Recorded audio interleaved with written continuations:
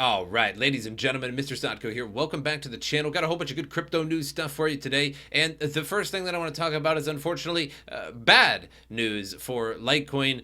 Unconfirmed Charlie Lee admits that rumors of no current Litecoin development are true. So there was a YouTuber, Redditor, etc. going around basically leaking some chat with Litecoin developers and the foundation, CEO, etc., whatever, that there's basically no development going on at the moment, and they're just basically going up on stage and telling lies that white lies, I suppose, that yeah, there's a development, but there just isn't any. So a few hours ago, a Redditor, Crypto RU's saying that the Litecoin chain is undergoing no development at the moment, nor is there any ongoing development of confidential transactions. So this is on the Litecoin Reddit and the Bitcoin and crypto Reddit. It's all over the place right now, and news stories are just starting to pick this up. So gonna be bad news for Litecoin, and as we can already see, the Litecoin is dropping even further in price at the moment. And when this news really goes truly mainstream, it's probably going to have a savage effect on the price. A crash, I don't know about that, but it's definitely not going to help things. So the Redditor gives a link to his original YouTube video in which he proves, going through the media publications, that there's no development on Litecoin, and it's been done and has been done for a while already. So he also claims that there's seen a leaked chat and a semi-secret conversation on Telegram, which Lee speaks of a lack of any work on Litecoin at the moment. Further, the Redditor then that when the director of Litecoin Foundation, Franklin, assuming Franklin Richards, asked Charlie Lee about this video if it's true or not, Lee's answer was yes. And on the Twitter page, Redditor posted a screenshot of that conversation between Lee and Richards in the Telegram group, and he notes that later he was kicked out of the chat room. So the community reaction was probably the usual for Reddit, to be totally honest. What a shit show. I love it. Turns out calling yourself digital silver isn't enough. Time to go the way of Feathercoin. I don't know. Why does it need more development? And people saying that's basically just Bitcoin, the code of Bitcoin, which is, yes, it has been for a very long time now. So here's some of the chat. And again, not going to be so good for Litecoin overall. And I've been saying this for a little while now, since recently, that there just really isn't much development going on with Litecoin. You can go to the GitHub, and sure, there's always updates on there, but it's not. I don't think it's as fast as people want to believe. Includes Charlie Lee. Franklin is a founding director of Litecoin. Gashi is a marketer and community manager. You must read it for yourself to get the full unbiased picture, but here are some cherry-picked messages, which again are cherry-picked, that should show why I'm posting this. Remember, it's about 7-8 months since Charlie Lee tweeted that confidential transactions should come to Litecoin in 2019. So there was a lot of hype a little while ago about that. And so Franklin says, I was extremely disappointed to discover that no progress has been made on CT, confidential transactions, since the announcement, especially when I was on stage telling everyone it's happening and we are actively working on it. Charlie says, the honest truth is that no one is interested in working on Litecoin protocol development work. At least no one technically competent. You can't just throw money at this problem. This is true for Litecoin since the beginning. It has only been me, Warren, and Thrasher. Franklin says, okay, so Warren has moved to Blockstream, Thrasher is AWOL, and you, ? Let's make the record clear, we can't string people along. Charlie says, I've also tried to find someone else to lead the MW project, or the Mimblewimble project, which that's what the announcement was 7 or 8 months ago, that, Litecoin is teaming up with Mimblewimble to put privacy, and I thought to myself, I even made a video about it, talked about it, saying this is the perfect thing that Litecoin needs right now. 2019, the very beginning of 2019 was looking like the entire year was going to be shifting towards privacy coins. We had Beam, we had Grin, we had Veilcoin, and probably many others that popped up pretty much out of nowhere. And I'm sure they were developed for a little while, but for the most part in 2019, and it was looking like and making sense that 2019 was going to be the year of privacy coins, because it took about that long because everybody in 2017 was trading, and then after that, people realized, wow, I got hit for a lot of money by the IRS, or for my taxes. I have to pay a lot of money. There was posts about how much people were in debt and stuff like that because of all their trading, even though they didn't come out really on top and don't know how to like file their taxes well. And so it was kind of making sense that 2019 was going to be kind of a year of privacy coin, where you could go onto an exchange without KYC and trade, or buy privacy coins, and nobody really has to know about it for the most part. And then that just kind of... I don't know what happened to that. So Beam and Grin, well, they didn't do so good. It was Grin was the most hyped coin I think I've ever seen in all of crypto, and except if you count like BitConnect or something like that, but that wasn't an outright scam. And then I like how it started off on an exchange at like $200 and then was $4 and it's gone. So, it was looking like that. And so he says, he wanted somebody else to lead the MW project, as I don't want to be the only person pushing this forward, but not having any success. When there's update, I will post an update. Sorry, but I don't very much care if people are disappointed if they expect a lot of progress. People need to stop looking to me to make everything happen. It's a decentralized currency after all, right? Question mark? Or is it? Well, it certainly is. But the problem entirely with decentralized currencies here that we've got going on is that, sure, a lot of people have great ideas for a currency, but to implement it, an idea is one thing, and to implement it is another. I could have a great idea for Bitcoin, and I could be like, look at my new Bitcoin node that I made. I could change Bitcoin and make a node, but the whole world would have to follow you, and that's sort of why you, even with a decentralized currency, you kind of have to have some leadership to some degree. Otherwise, it's just going to be that coin forever. And if that's okay with Bitcoin or Litecoin or something like that, that's fine. But even Bitcoin has had plenty of progress since. In fact, it was about a year or two after it was made, there was like $1 billion Bitcoin bug that was produced. And if nobody was around to fix that for the rest of the world, Bitcoin would have died immediately. So you need solutions. You need to move forward in technology, even with Bitcoin and Litecoin and stuff. So yes, it's a decentralized currency, but who is going to do it? That is the question. So Chris, well, at least we know where we stand. Sad to hear that's the case. Was definitely under the assumption that progress was being made. I'm not sure who Chris is. Charlie says, progress is being made, just not as fast as people like, I guess. Franklin says, again, it's this vague statement of we are researching yet no evidence. This is totally happening, guys. I am a director of the foundation. If I don't see it, then something is wrong. I have a private chat where I've asked for developer updates numerous times and have zero response. You sit on these talks that are hidden from me? It's a moral dilemma. We cannot ask for money yet privately say there's no development to pay with it.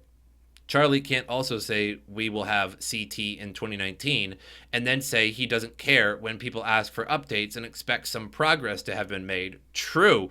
Big true on that one. Don't say that you're going to have this, that, or the other thing at a particular time, and then people are going to ask you about updates in that particular time. If you say, hey, I'm going to do something in 2019, don't be surprised when somebody asks you every couple months or something like that. That could be the beginning, that could be the end of 2019. So that's a good point. So what would happen right now if I told people actually in public, Litecoin has zero active development, and I haven't heard anything from the lead developer in months?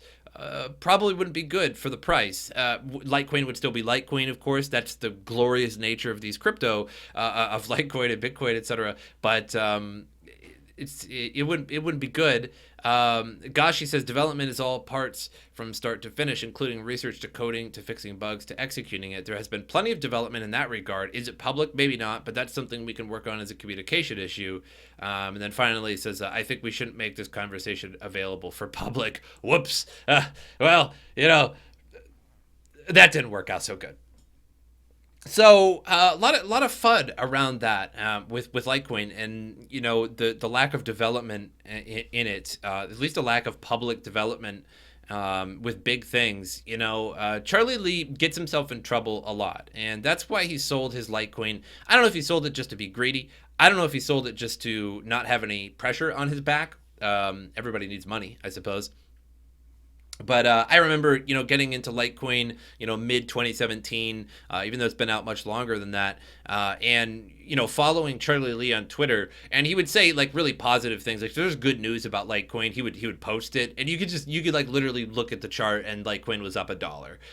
It was up $2-3, and then Charlie Lee. The problem with Charlie Lee is that he's too honest, and then he would go on there and say this bad thing is happening with Litecoin, or this bad thing in Twitter, and then the price of Litecoin would go down a few bucks, and everybody would start freaking out at him. You could look at the comments, and everybody was hating on him or loving it. It was a lot of pressure. He was just a little bit too open, which is, I know, crazy, right? To think that somebody honest, but I feel that on my YouTube channel as well. A little too honest. Say, hey, why don't you stay away from this scam? And then I don't get Cool Beans referral links and Cool Beans subscribers for my Tron gambling dApps, and then get 120,000 subscribers because all I do is Tron gambling dApps. Trevon James. How's that even possible?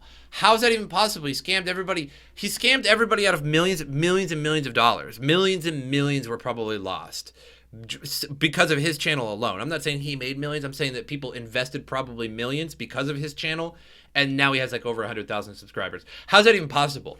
I'm so confused. Anyway, moving on. More bad news for Litecoin, if you can believe that. Litecoin wallets hit by large-scale dusting attack. So what is it? Now, I guess this isn't Litecoin's fault at all, but still not good news. Litecoin getting dusted. There's been a flurry of activity over the past couple of hours on Twitter as reports of emerging new cyber attack, which has targeted Litecoin users. Leading to an explanation. So approximately 5 hours ago, there was a large-scale dusting attack on Litecoin users, particularly on Binance. So in short, a dusting attack is when scammers attempt to break the privacy of a crypto, Litecoin in this case, by sending tiny amounts of it into private wallets. The attackers then attempt to trace the transactional activity of these wallets in an attempt to discover the identity of the person that owns them. And the term dust refers to the tiny amount of fractions of crypto coins that most users ignore. And honestly, a lot of users don't actually ignore those. You just can't send them, or it's lower than the trade limit on an exchange. Like if you find that you have 0.0000621 Litecoin or something like that, you just can't trade that Litecoin because it's too small, and it'll stay there on the exchange, especially when you go to move it. You still have this little fraction. That's sort of a problem in crypto. Hey, if crypto goes to the moon, if Bitcoin actually finally does go $100,000 million, like ridiculous amounts that people are saying, that's actually going to be worth a lot, considering that it's one Satoshi is worth more than some small national currencies. But anyway, so a couple hundred Satoshis may be referred to as dust. So in the cases of Bitcoin and Litecoin, dust is defined as any transaction output that is lower than the fees for that transaction. A dust limit can then be calculated according to the size of inputs and outputs, usually a few hundred Satoshis for Bitcoin. So a big dusting attack going on with Binance and a lot of private wallets. So if you have a private wallet and you happen to receive a extremely small amount of Litecoin for no reason whatsoever, you're not mining, you don't know anybody, it wasn't a donation, it wasn't a payment, it's likely a dusting attack, and it might be worthwhile to try and get a new wallet. Try to get like a different private key or something like that, because who knows what could happen. It's hard to say if there's anything that you can actually do about it, but try to limit your name that you're putting out there with that particular public key that you now have. Who knows? They may still be able to track it. I don't think it's too big of a deal. I think for most people it is probably not a big deal, but for some people they may end up getting hit eventually. So if they can find your identity, they might be able to extort you. They might be able to send you emails. They might be able to rob you. Avoid that, because then they'll know how much you're actually moving around. So interesting. Hackers, they never give up. Moving on here. Goldman Sachs arrests render Mnuchin Bitcoin comments Totally useless. So now this doesn't have too much to do with crypto, only a little bit at the end. But according to a press release from Malaysia's Attorney General, GuyManDude, I don't know, is now wanted in connection with the infamous 1MDB scandal from 2013. So according to prosecutors, the Goldman Sachs vice president, Richard GuyManDude, and many other top Goldman employees helped raise $6.5 billion for a Malaysian sovereign wealth fund, with the proceeds subsequently laundered by participants including the country's prime minister, Najib Razak. So I don't know if I'm saying GuyManDude right. I don't think it actually even really matters. But either way, so $6.5 billion laundered, whole mess of money, billions upon billions of dollars laundered by essentially Goldman Sachs. And so I really like, you know, if you don't remember Mnuchin's comment on Bitcoin and money laundering, is like, you know, just weeks after U.S. Treasury Secretary Steven Mnuchin claimed that the dollar did not play a role in nefarious financial activities. God, it's such a blatant lie. How's it? I mean, like, if you seriously, like, if you just walk down the street to the old local crack house with $50 and you buy yourself a little ball of crack, that is nefarious financial activity, right? I mean, how can you say? God, oh my God, it blows my mind. How can you say that it's not a role in nefarious financial activities? Money, financial activities, and illegal. That's why we have a ton of laws. It's almost even hard to explain. Like, explain it like I'm five type deal. How is it? I mean, how is it even questionable? The fact that there's money, and you can do good things with money, and you can do bad things with money, that there has never been nefarious financial activities in the history of money. What? How's that even? It's so ridiculous. I don't think that's accurate at all. That cash is laundered all the time. Nah, it's not laundered all the time. We have the strongest AML system in the world, he told CNBC in an interview. On the topic of Bitcoin, also covered in the same exchange, Mnuchin had little to say, despite previous comments in which he corroborated the opinion of President Donald Trump that it is based on thin air, which is just totally untrue. I mean, Bitcoin is based on rarity and demand. I mean, in the same way that gold is. I mean, gold is not very useful in the industry of development.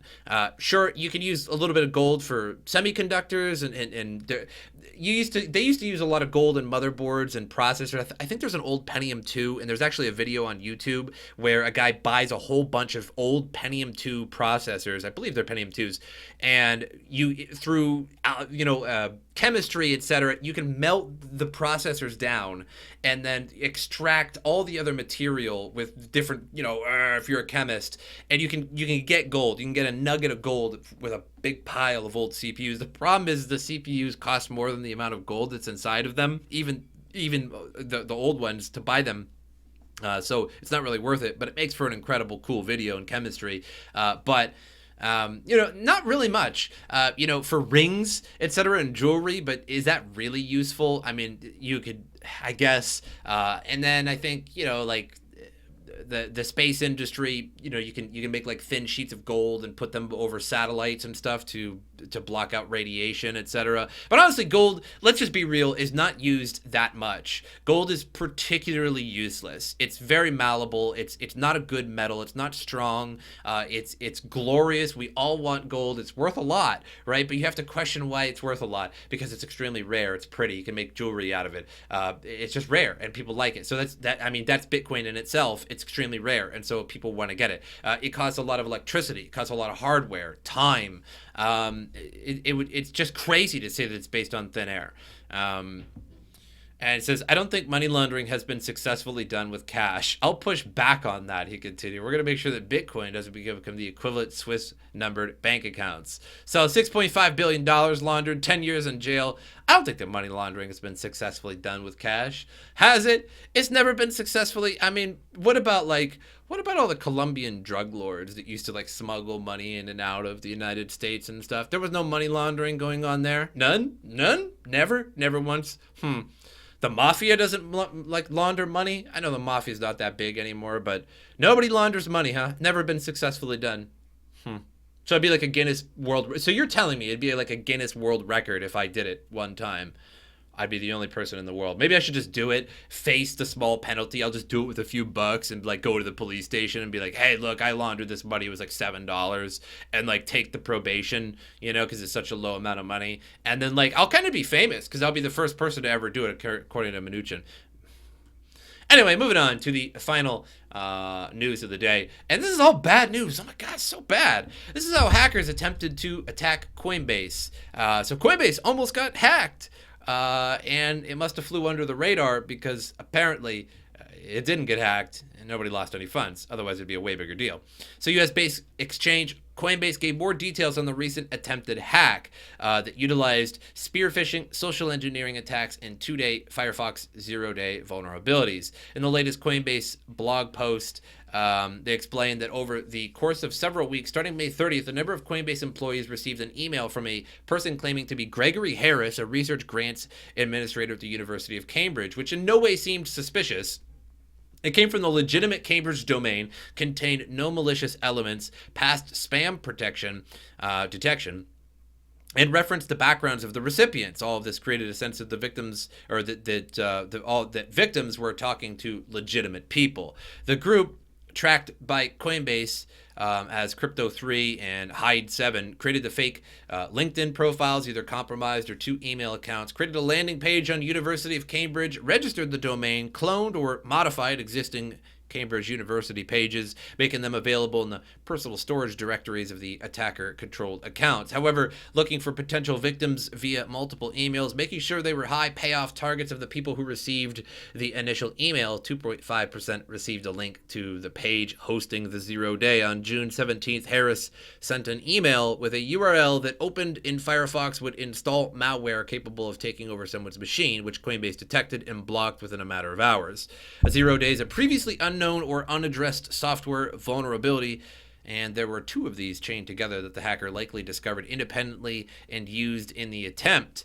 The attack was executed in 2 stages, identifying the operating system and browser, and the stage 2 payload was likely to use a RAT, a remote access Trojan. So they managed to get a hold of everybody and the information and the security teams, the information needed to secure the infrastructure and protect their employees. So no Coinbase hack, close, but no cigar. Good job, Coinbase, I suppose. Nobody ever says good job for stopping a hack. They only say it was an inside job when the hack occurs. So I'm going to say good job, Coinbase, I guess, even though Coinbase, you guys are going downhill. Keep it safe, though. Anyway, moving on to CoinMarketCap here, 11,386 Bitcoin. We did have about a $500 drop in Bitcoin, and makes sense.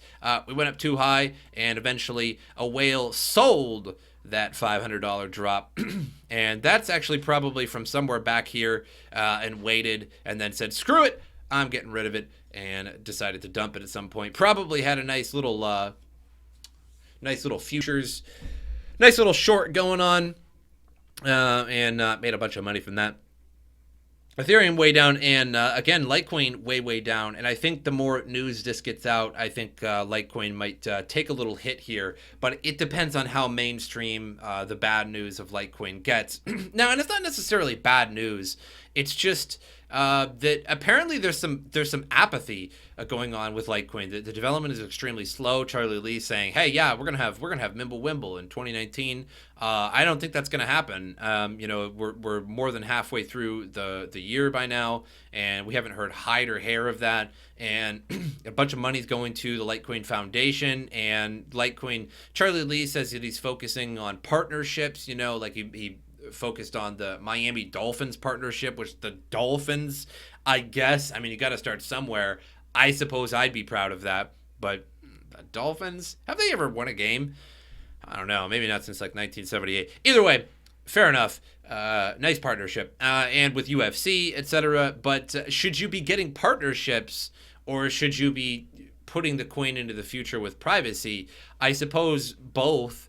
But the development does seem extremely slow. But that's all I have for you guys today. Make sure you subscribe, Hope you like the video. Share the video. My social media in the description below. Follow me on those if you get the opportunity to do so. But I hope you enjoyed it. And as usual, I will see you guys next time.